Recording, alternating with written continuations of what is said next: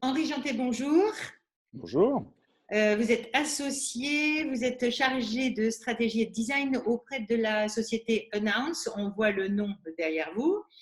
Vous êtes trois associés, hein, donc Oui. fondateurs de cette structure, et vous serez sur le salon ici Healthcare.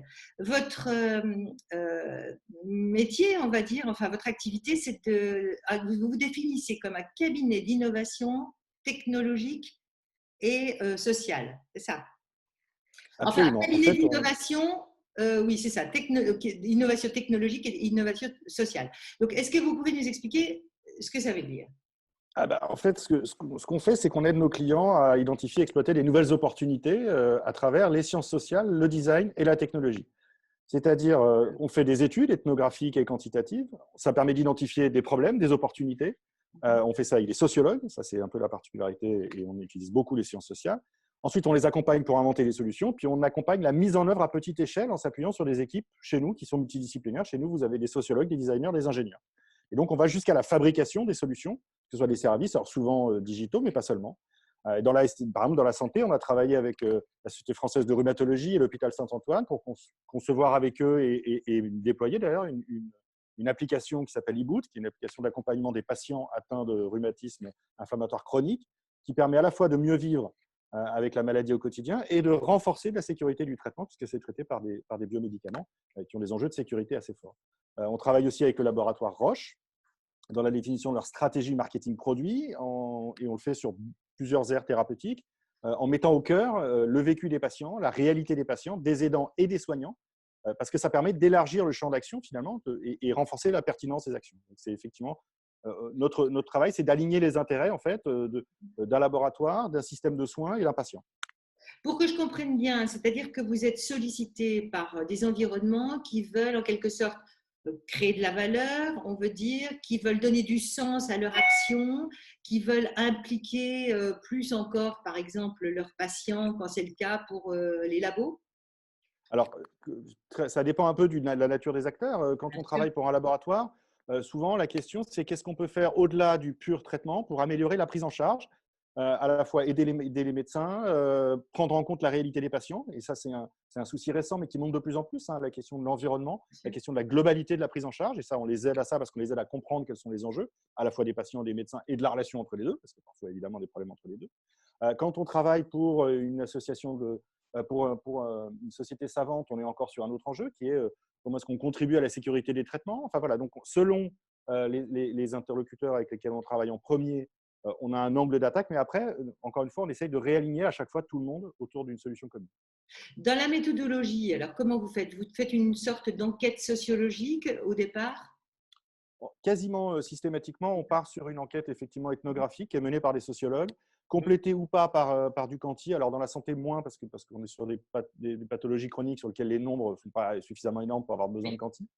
Mais on fait toujours cette étude patient, aidant et dans l'idéal médecin. C'est-à-dire qu'on essaye de voir tout le monde, toutes les parties prenantes d'accord. de l'ère thérapeutique.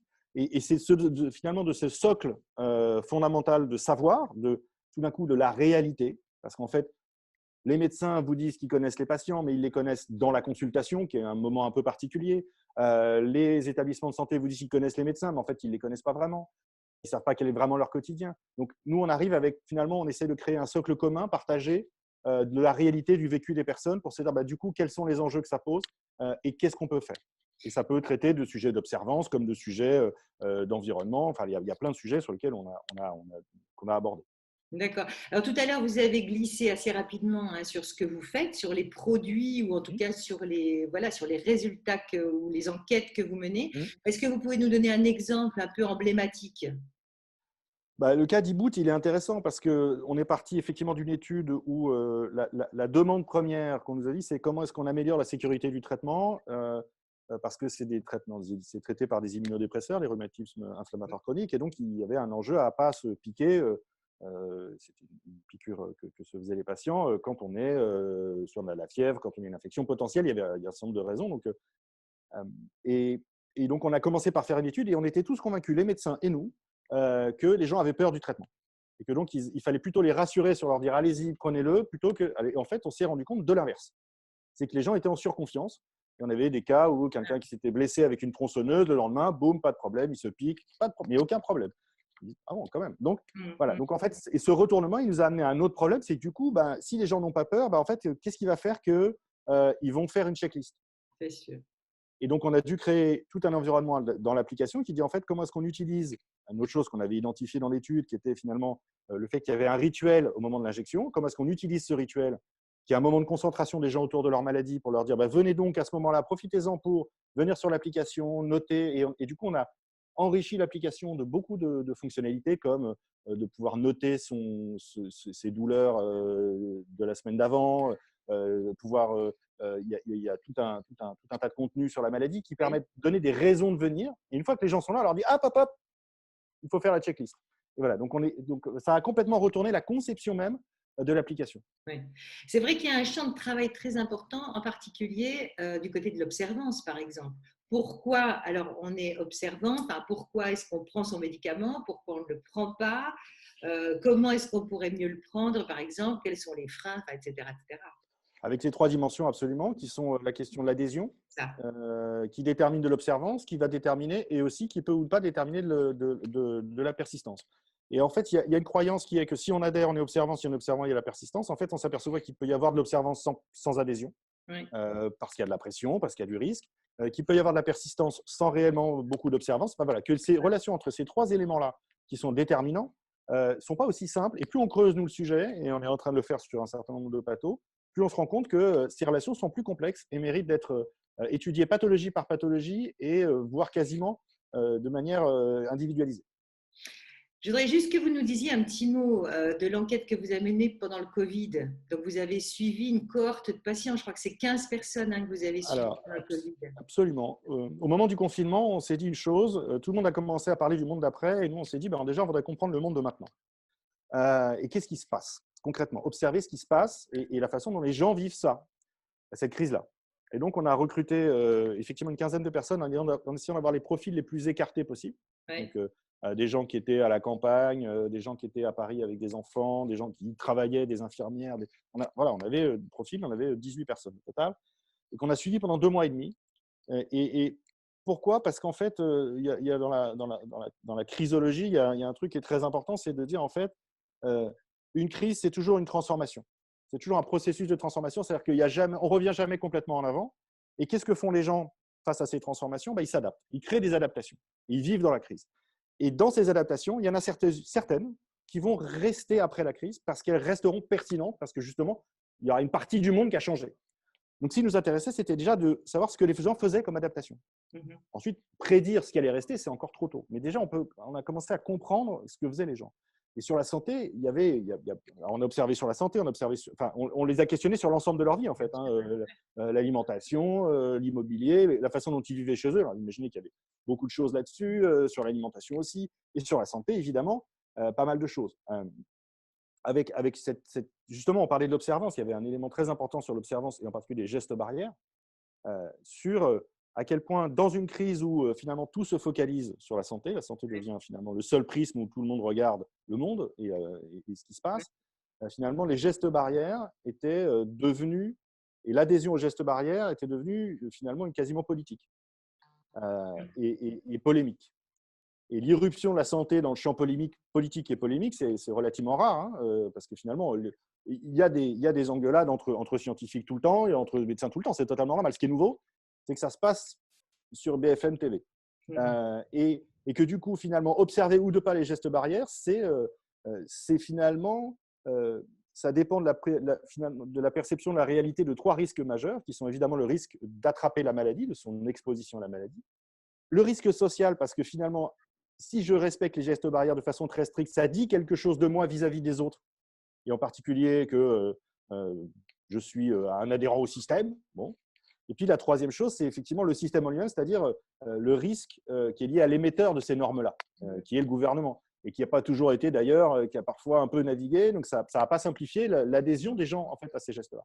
Et donc c'est la pondération de ces 3 risques qui permet de générer de l'observance à ces gestes-là. Donc ça, c'est un des enseignements. Il y en a plein, on pourrait parler des renoncements aux soins, on parlait même des maladies, et en particulier les maladies mentales et l'état mental qui ont été déclenchés par le confinement. Enfin, voilà. Donc, mine de rien, même avec 18 personnes, parce qu'on s'appuie sur des modèles Et parce qu'on fait de la sociologie. Alors ça, c'est aussi un peu particulier, c'est qu'on ne fait pas simplement de l'observation de terrain.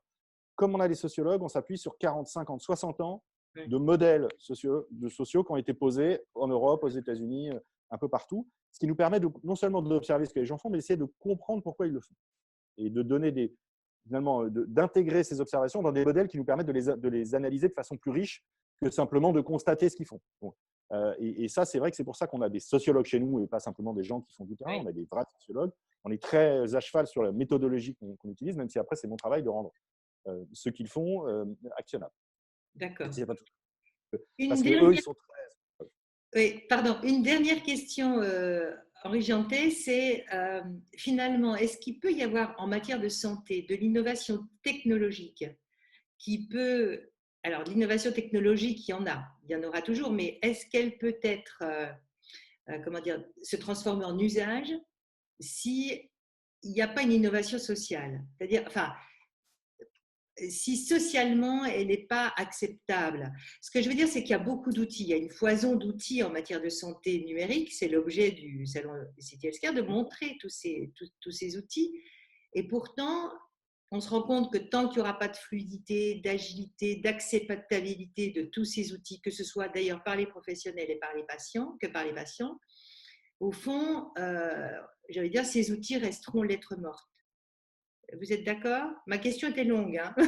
Non, mais elle est très claire et elle rebondit sur une conviction qu'on a profondément chez nous, c'est que le sujet, ce n'est pas les outils, c'est d'abord les gens, que ce soit les patients, les aidants ou encore une fois les soignants, leurs problèmes.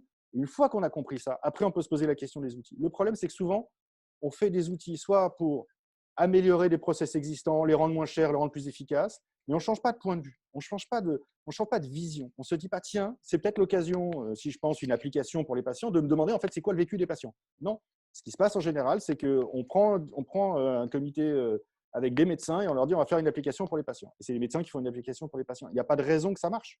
Il n'y a pas de raison que ça marche. Pour que ça marche, il faut aller voir les gens, comprendre leurs problèmes et après se poser la question effectivement de tous ces outils et de comment est-ce qu'on les assemble, comment est-ce qu'on les met à disposition.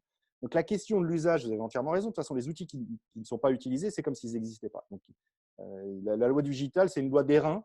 C'est l'usage qui fait la valeur. Donc, de toute façon, s'il n'y a pas d'usage, il n'y a pas de valeur. Donc, pour créer l'usage, il faut partir des gens, il faut articuler les gens, il faut les comprendre. Et c'est tout ce qu'on fait nous. C'est pour ça qu'on fait ces études. C'est pour justement être sûr que ce qu'on va concevoir comme solution, qu'elle soit d'ailleurs technologique ou pas seulement, d'ailleurs, parce que c'est souvent aussi plus large, soit pertinente, réponde aux besoins et soit utilisée. Voilà.